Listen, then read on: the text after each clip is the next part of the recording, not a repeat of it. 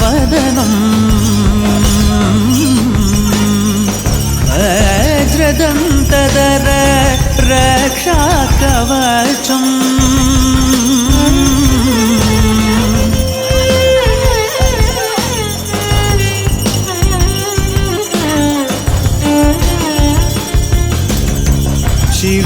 शिवसम्भूत भुवि संजात नम्बिदवगिम्बु कोडुववनीत ಸಾವಿರ ದೈವದ ಮನಸಂಪ್ರೀತ ಬೇಡುತ್ತಂದೆವು ಆರಾಧಿಸುತ್ತ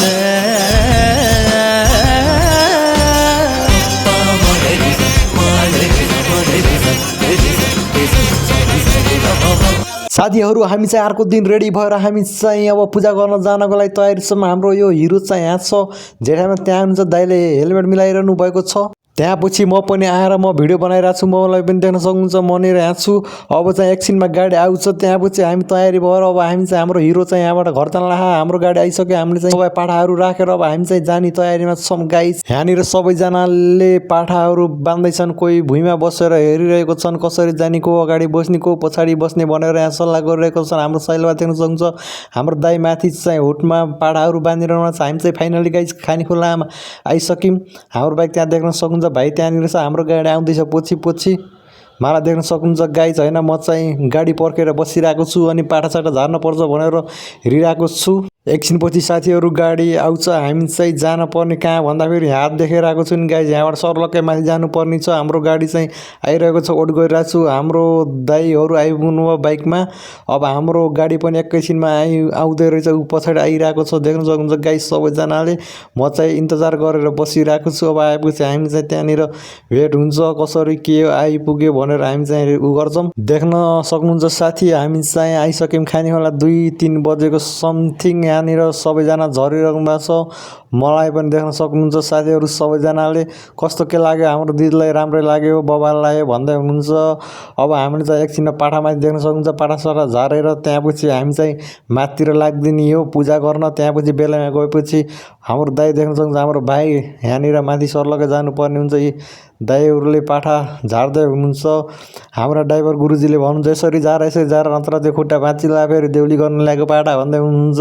देख्न सक्नुहुन्छ हाम्रो भाइले चाहिँ यहाँ बोकिरहेको छ, सबै कुराहरू देख्न सक्नुहुन्छ। म देखाइरहेको छु हजुरहरूलाई, इन्जोय गर्दै जानु सबैजना। अब हामी चाहिँ माथि जाने तयारी भइसक्यो लगभग। अब सबैजना अब यहाँबाट हल्का 2 मिनेट हिँडेपछि त्यहाँ मूलघर आउँछ। मूलघर आएपछि त्यहाँनिर सबैले त्यहाँ राखेर सबै पुजारी भएर हामी एकसाथ हामी चाहिँ माथि निक्लिन्छौँ पहाडमा। साथीहरू देख्न सक्नुहुन्छ। ल साथीहरू, अब हामी चाहिँ माथि निक्लिरहेको छौँ। हजुरहरूले देख्न सक्नुहुन्छ सबैजना पालो पालो गर्दै जानुपर्ने हुन्छ, किनकि बाटो चाहिँ अलि अप्ठ्यारो छ, त्यही भएर मलाई पनि देख्न सक्नुहुन्छ।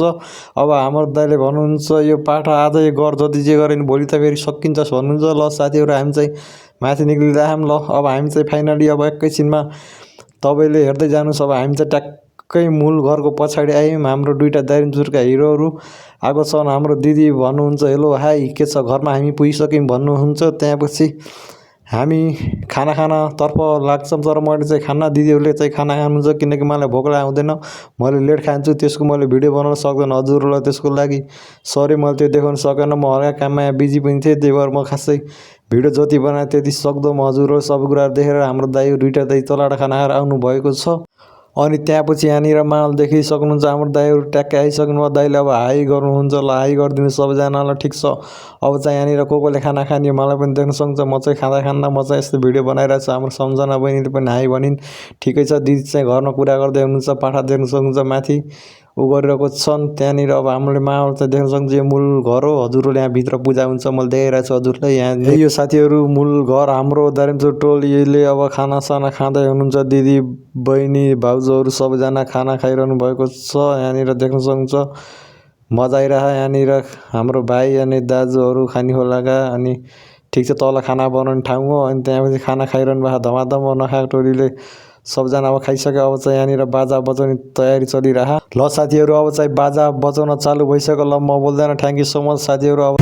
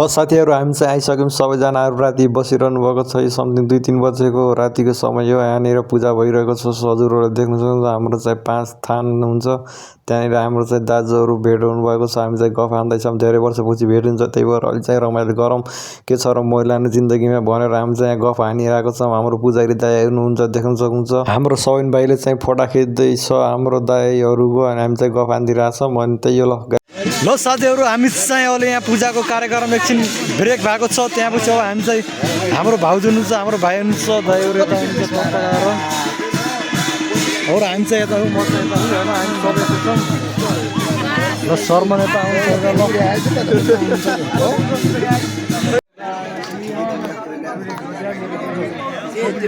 सोचिएर हाम्रो यहाँ चाहिँ चहल पहल यस्तो चलिरहेको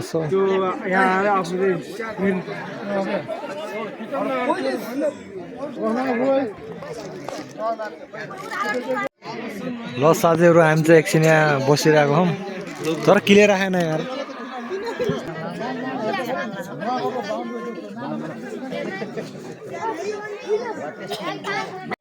ल साथीहरू गुड मर्निङ हाम्रो चाहिँ यहाँनिर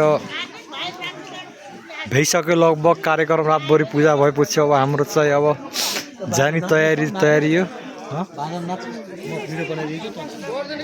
त्यसरी म त्यस्तो त जाने छैन म यार हामी चाहिँ यहाँसम्म कहीँ छैन अब चाहिँ बाजा साजा सब जाने तर्फमा छौँ अब एकछिनपछि हामी पनि जान्छौँ होला हाम्रा टोलीहरू त सब गइसक्यो अब चाहिँ हामी चाहिँ एकछिनपछि निक्लिने तयारी चाहिँ यहाँ दाइले मलाई यहाँ सुन्तला दिनुभयो टक्क यहाँनिर चलिरहेको कार्यक्रम लगभग सबैहरू गइसक्नुभयो मैले म त यता सुन्तला खाने हो ल साथीहरू हाम्रो चाहिँ फाइनली यहाँनिर पूजा कार्यक्रम हुनु सक्यो होइन अहिले यहाँ चाहिँ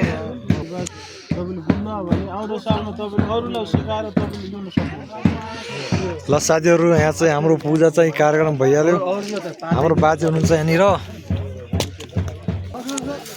ल साथीहरू हाम्रो चाहिँ यतातिर यस्तै छ होइन हाम्रो दाइ हुनुहुन्छ यता अङ्कल टक्क आएर अब चाहिँ फाइनली हाम्रो चाहिँ पूजा चाहिँ सक्यो भनौँ होइन अब फेरि 2 वर्षपछि हुन्छ ल्याक खलाएर